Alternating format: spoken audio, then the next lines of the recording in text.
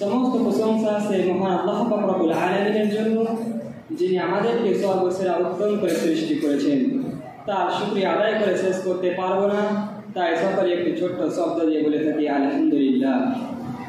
তারপরে তেনারি প্রিয় নবী দাসদারি মাদানী আহমদ মুস্তাফা সাল্লাল্লাহু আলাইহি ওয়াসাল্লামের উপর অসংখ্য দরুদ ও সালাম বিবর্ষিত হোক সকলে আল্লাহুম্মা আমিন। আল্লাহুম্মা সাল্লি আলাইহি আল্লাহুম্মা বারিক আলাইহি। আমার পাশে বসে থাকা নাজিম হয় এবং আজকের এই সভার সভাপতি সাহেব এবং আমার সামনে বসে থাকা দূর দূরান্ত থেকে ছুটে আসা ছোট বড় তালিবিন ভাই সকল, আমি আপনাদের সামনে যে বিষয়টি নিরন্তমান হয়েছি, অর্থাৎ যে বিষয়টি বলবো মনে করেছি, সেই বিষয়টির নাম হচ্ছে স্মরণ উপকারী। অর্থাৎ যদি কোনো ব্যক্তি মৃত্যুকে স্মরণ করে তবে তার লাভ কি, মৃত্যুকে স্মরণ করলে আমাদের উপকার কি হবে, এ সম্পর্কে কিছু বলবো ইনশাআল্লাহ। আমরা সবাই জানি যে মৃত্যু থেকে কেউ রেহাই পাবে না, অর্থাৎ আমাদেরকে মরতে হবে, মৃত্যু থেকে কেউ রেহাই পাবে না। যদি মৃত্যু থেকে কেউ রেহাই পেতেন তিনি ছিলেন মুহাম্মদ সাল্লাল্লাহু আলাইহি ওয়াসাল্লাম। তিনি সর্বশ্রেষ্ঠ ব্যক্তি, তিনি মৃত্যু থেকে রেহাই পেতেন, কিন্তু তিনি মৃত্যু থেকে রেহাই পাননি। অতএব আমরাও মৃত্যু থেকে রেহাই পাবো না। আল্লাহ সুবহানাহু ওয়া তাআলা বলে দিয়েছেন কুল্লু নাফসিন যায়িকাতুল মাউত, প্রত্যেকটি নাফসকে মৃত্যুর স্বাদ গ্রহণ করতে হবে। অতএব প্রত্যেকটি নাফসকে মরতে হবে। যদি আমাদেরকে যদি মরতে হয়, আমরা এই মৃত্যুকে যদি আমরা স্মরণ করে আমাদের উপকার কি হবে? এক নম্বর, যদি আমরা মৃত্যুকে স্মরণ করি তবে আমরা পাপ এবং গুনাহ থেকে বিরত থাকব। যদি আমরা এই মৃত্যুকে স্মরণ করি যে আমাদেরকে মরতে হবে, তাহলে আমরা গুনাহ এবং পাপ থেকে বিরত থাকব। রাসূল সাল্লাল্লাহু আলাইহি ওয়াসাল্লাম হাদিসের মধ্যে বলেছেন, হাদিসের রাবি হচ্ছে আবু হুরায়রা রাদিয়াল্লাহু তাআলা আনহু قال রাসূলুল্লাহ সাল্লাল্লাহু আলাইহি ওয়াসাল্লাম আকসিরু যিকরা হাদিহিল লাযযাতি ইয়ানিল মাউত। আবু হুরায়রা রাদিয়াল্লাহু তাআলা আনহু তিনি বলেন, নবী করিম সাল্লাল্লাহু আলাইহি ওয়াসাল্লাম বলেছেন, তোমরা জীবনে বেশি পরিমাণে স্বাদ হরণকারী অর্থাৎ মৃত্যুকে স্মরণ করো।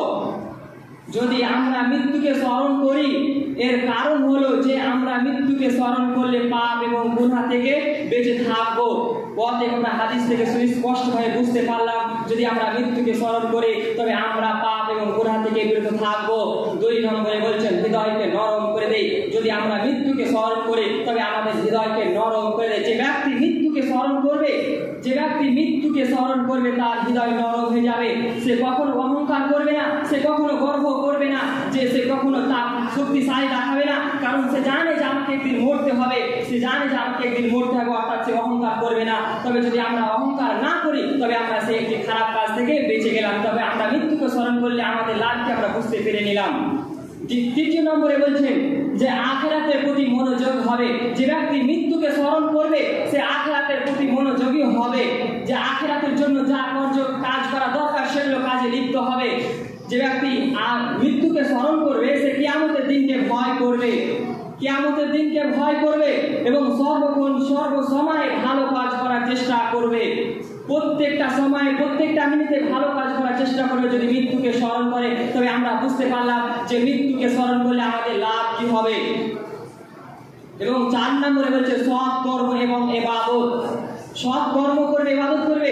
যদি আমরা মৃত্যুকে স্মরণ করি, আমরা হালাল ইনকাম করছি, হারাম ইনকাম করছি, যদি আমরা মৃত্যুকে স্মরণ করি তাহলে সে হারাম ইনকাম ছেড়ে দিব, হালাল ইনকাম করব, সৎ কাজ করব, ভালো কাজ করব এবং ইবাদতের প্রতি আগ্রহী হব। যে ব্যক্তি মৃত্যুকে স্মরণ করবে সে ইবাদতের প্রতি আগ্রহী হবে, কারণ সে জানে যে আমাকে মরতে হবে এবং মরার জন্য আমার যা করণীয় দরকার সেগুলো করবে। ফলে যে ব্যক্তি মৃত্যুকে স্মরণ করবে সে ভালো কাজ করবে, কোরআন তেলাওয়াত করে, নামাজ পড়বে ইত্যাদি ভালো কাজের দিকে লিপ্ত হবে। ভালো কাজের দিকে তার মন বেড়ে যাবে, আগ্রহী হবে। 5 নম্বরে বলছেন যদি আমরা মৃত্যুকে স্মরণ করি তাহলে আমরা দুঃখ কষ্টকে ভুলে যাব। যদি কোনো ব্যক্তি মৃত্যুকে স্মরণ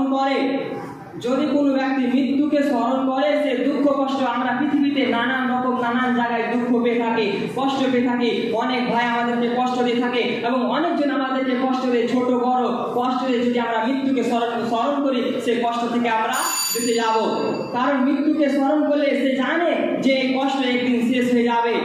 যে কষ্ট একদিন শেষ হবে, এই কষ্ট ছিল